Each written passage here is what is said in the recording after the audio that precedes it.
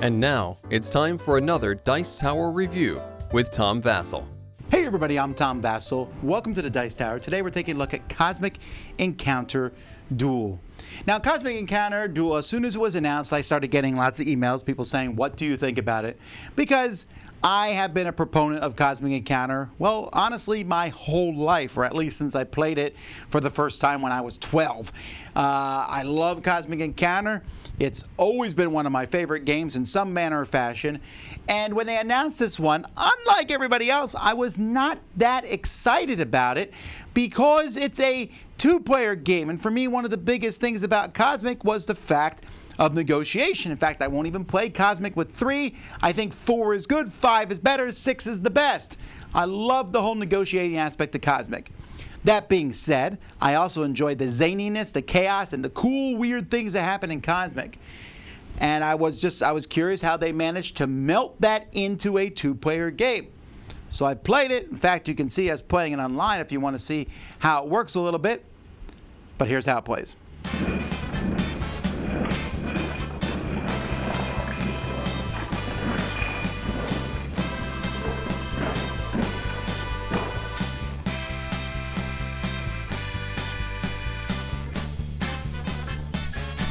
All right, let's talk about how you win, first of all. Each player has a bunch of ships in your reserve, and if you ever need to put out ships on a planet for some reason, and you can't, then you lose. Also, if you have ships on 5 planets over the course of the game, even if it's at the same time as someone else, then you would both win, but if someone does it, they win. And finally, there are some aliens in the game that have alternate win conditions, and they have another way you can win. Each player is going to start with one of many different aliens that's included in the game. That's going to give you a special power.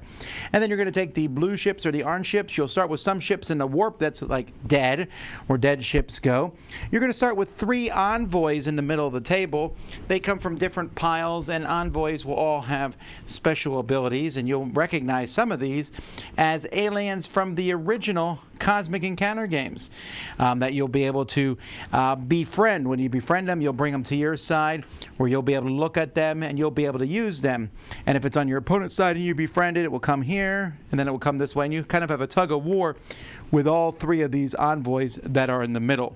The game revolves around these destiny cards. At the beginning of the game, you'll draw a pink destiny card, which will have you, the pink ones always have you duel over a planet. You'll draw the top planet. Each planet's a specific type of planet, and then you'll do something with that planet. You'll have a duel there, and I'll explain duels in a bit. And then the winner will get the planet, the loser will get whatever it says here. And then it tells you what kind of destiny card you'll draw next. In this case, you'll draw one of these blue ones. And then this blue one here will do something different, where this one lets us fight over a thing, and then it goes back to pink. And then this pink goes back to blue. And then this blue one goes to the tan ones, which will usually, they give you resources, and this tan one does another tan one. And then it goes back to pink. And then the pink does a blue, and so on and so forth. And so the pink ones are usually duels over planets. The blue ones are duels back and forth that will contest and do various things. And the tan ones will often give players extra things, drawing cards and reinforcements and stuff, depending on the planets they control. When players duel over planet, the first thing that they will do is they will secretly decide with a dial how many ships out of 4 they want to send to that planet. So let's say I send 4 ships to the planet and my opponent sends 3 ships to the planet. Now, both of us want to send ships to the planet because whoever has more ships on that planet is going to get the planet or the ship advantage. So you can see in this one the ship advantage is 10. Here it's 6. It's going to change in each round of the game. So you're going to send these ships to the planet simultaneously.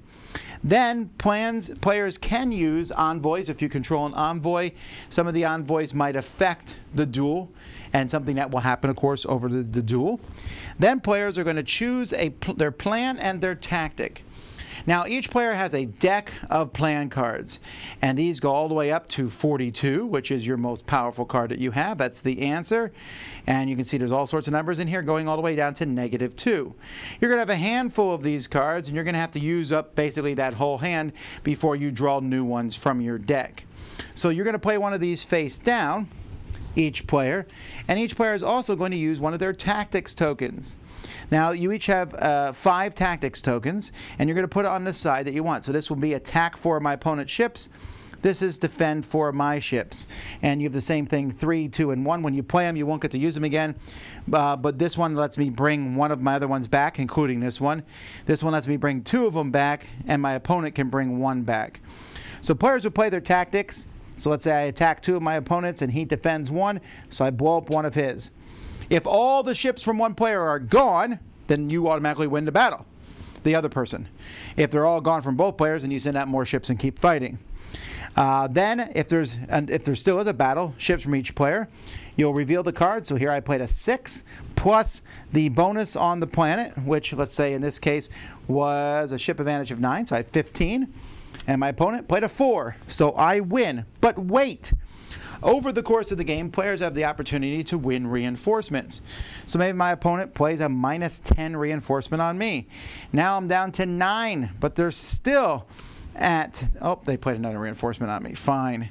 But happily, I happen to have a +12 reinforcement, and then I win the battle. When you win the battle, your opponent's ships all retreat off the battle, and we go on to the next card. Now, what I just said was a very simplification of a duel, where you get these retreat cards. By the way, when you get them, they go into your deck and mixed in your deck, and you could possibly draw them again. But everything is going to change based on special powers. So, for example, I'm playing the Swarm. This says when I have the ship advantage, double it. So my ship advantage is actually 18. And when my opponent has the ship advantage, I half it, rounding down. There's all kinds of powers in this game. My opponent is running the underdog, where if my opponent revealed a plan that's higher than my revealed plan by 11 or more, they win the contest or duel immediately.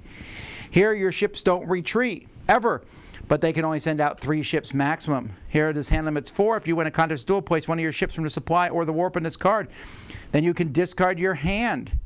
And there are so many things. The Politician, the Pitfall, Intelligent Mineral, Crabby, Unseen.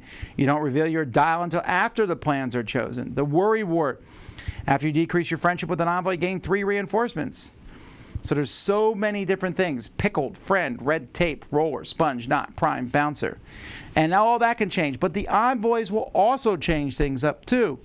Like the Oracle says, before plans are chosen, if I'm friends with this envoy, I can look at the top card of each Destiny deck, or a random card from my opponent's hand.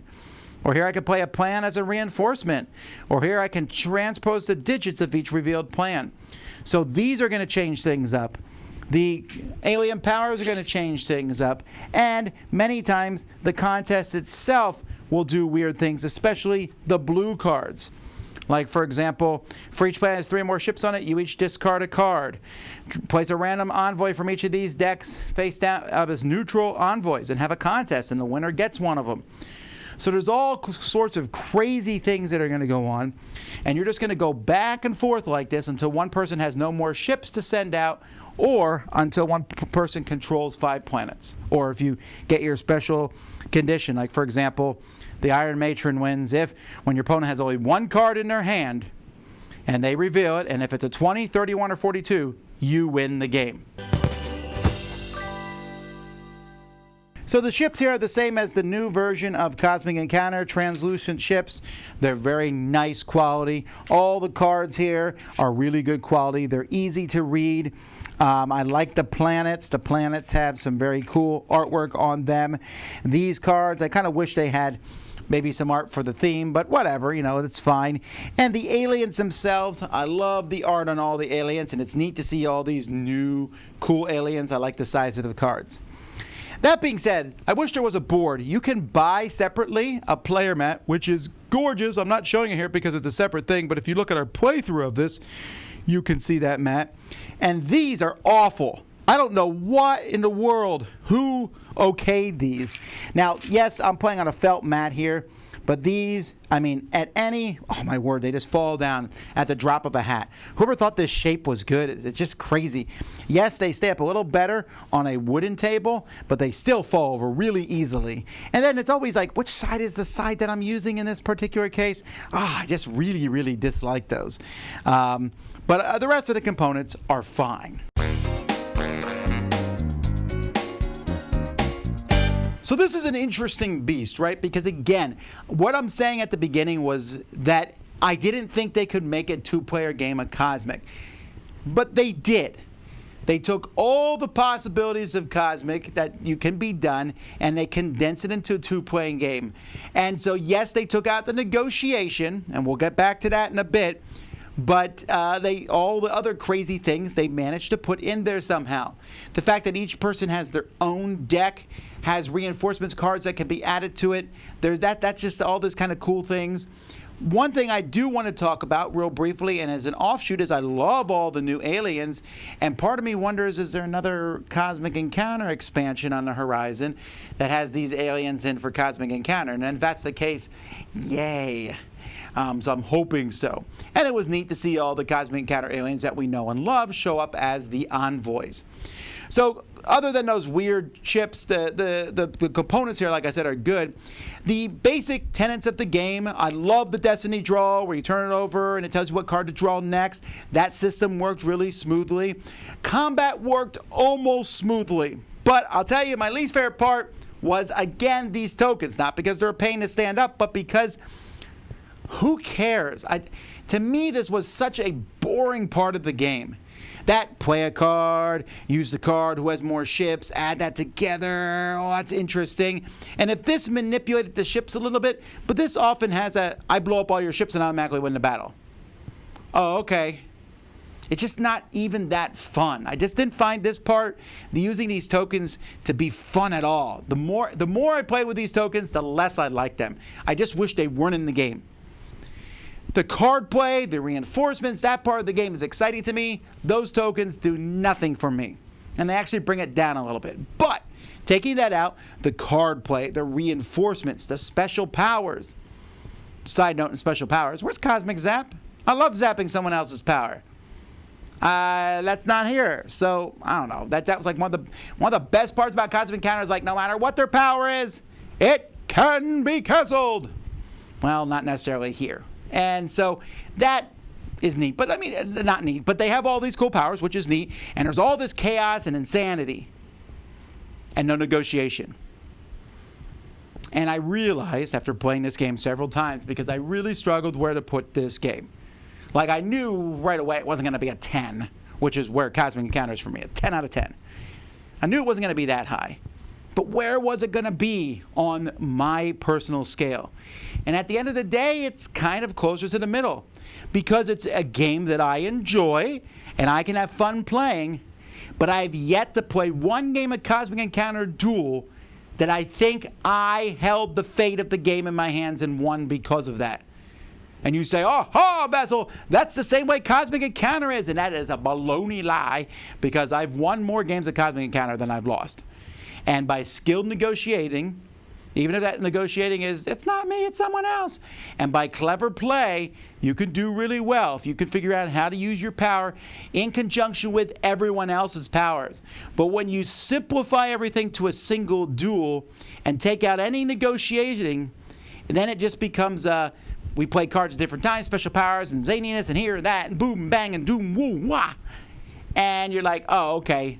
It was an entertaining ride, but I was just sitting there holding the steering wheel. It's like one of those rides where you pretend to do the steering wheel, like the little kids in the car track. You're, ooh, I'm having fun, but at the end of the day, I'm still on that car. You know, it makes me think I was driving, but I'm really not. And that's how I feel like this one is. It makes you think you have all these cool decisions, and you do have some, okay? I'm not saying there's no decision-making in this game, but the zaniness and chaos cancels that out. And so what this made me realize is how much I love the negotiation of Cosmic Encounter. The joining of the allies that join the person as they go in. The working back and forth. The saying, oh, we two can win together. And then, well, I don't know. That's entertaining. That's not in this game. I can't go to my opponent, let's win together. Who cares in a two-player game? In a three-player game, if I can go, let's win together and make sure that John's out, that's much more entertaining. And so this is a good effort. I applaud it. They did what they could do. But it shows just how much negotiation is a part of Cosmic. Cosmic Encounter was not just chaos in a box. It is chaos in a box with crazy powers and overpowered stuff that somehow can be canceled here. And anything can and has happened in that game. Same thing here. Anything again could probably happen in this one. It's that same chaos. But that's only part of what makes Cosmic Encounter great. The other part is that fun negotiating and back and forth.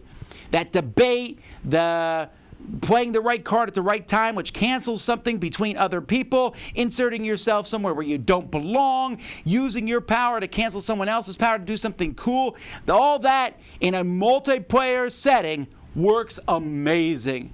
And while I do understand that it's not everyone's cup of tea, I think it's a lot of people enjoy it, myself included. I cannot imagine anybody on Earth who doesn't like Cosmic Encounter liking this. Because most people don't like that zany and craziness in Cosmic Encounter. And that's all Cosmic Encounter Duel is. But just because you like or love Cosmic like I do, does not necessarily mean that you will also like this, because of that negotiation's gone. Now I know that, again, I feel like the review's being congealed to that one major point, but for me it's a big one. So while I'll play this and I'm entertained by it, at the end of the day, it's just missing too much magic for me to give it a higher rating. I'm Tom Vasel, and you've been watching the Dice Tower. Dice Tower Judgment, it works, but it ain't Cosmic Encounter.